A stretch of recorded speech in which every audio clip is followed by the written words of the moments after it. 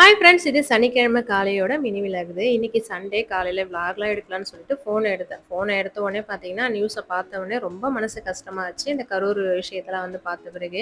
இதில யாரை குறை சொல்றதுன்னே தெரியல. 1 1/2 வயசு குழந்தையெல்லாம் தூக்கிட்டு போயிருக்காங்க. ரொம்ப தப்பு தானே. 1 1/2 வயசு குழந்தைலாம் என்ன பார்க்க போறாங்கன்னு அந்த கூட்ட நெரிசல்ல கூட்டு போயிருக்காங்கன்னு தெரியல. அதெல்லாம் பார்க்குறப்ப ரொம்ப கஷ்டமா போச்சு. எங்க வீட்ல நியூஸ் சேனல்லாம் ஓடாது. எதா இருந்தாலும் ஃபோன்ல பார்த்தா மட்டும் தான். அந்த ஃபோன்ல அந்த விஷயத்தெல்லாம் கேட்கறதுக்கு அந்த நியூஸே பார்க்கக்கூடாது அப்படின்னு நினைச்சுக்கிட்டேன். ஒரு சில நியூஸ்ல சொல்லுவாங்க இல்லையா, இத்தனை பேர் இறந்திருக்காங்க அப்படின்றது கேட்கறப்ப பார்த்தீங்கன்னா ரொம்ப கஷ்டமா போச்சு. இன்னைக்கு சனிக்கிழமை இல்லையா, அதனால பெருமாளுக்கு பூலாம் வச்சு பூஜை பண்ணலான்றதுக்காக பூக்கார பாட்டி வரல. அதனால செடியில இருக்கிற பூவெல்லாம் பறிச்சு வச்சிடலாம். வெயில் வந்த பிறகு வாடிடுன்றதால பூவெல்லாம் காலையில பறிச்சு வச்சுட்டேன்.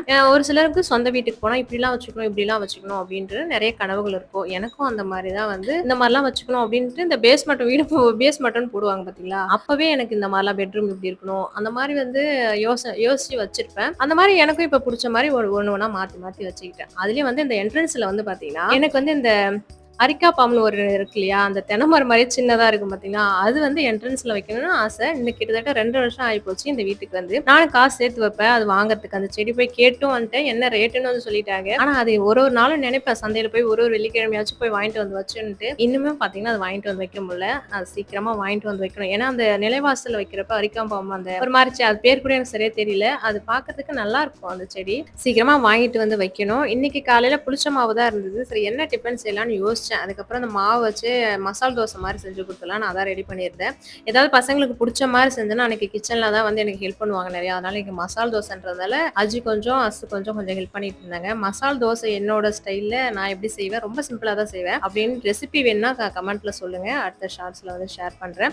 எப்பவுமே மசால் தோசைக்கு தேங்காய் சட்னி தான் கரெக்டா இருக்கும். அதனால தேங்காய் சட்னி தான் செஞ்சு அன்னைக்கு காலையில டிஃபன் முடிச்சுட்டு ஆயுத பூஜை வரப்போது யாரெல்லாம் கிளீன் பண்ண ஸ்டார்ட் பண்ணிட்டீங்கன்னு சொல்லுங்க. நான் ஒரு வாரத்துக்கு முன்னாடி கிளீன் பண்ண ஆரம்பிச்சிருவேன். இந்த வருஷம் என்னன்னே தெரியல. சும்மா டச்சப் மட்டும் பண்ணிடலான்றதுக்காக கிளீன் பண்ண எதுவுமே ஆரம்பிக்கவே இல்ல.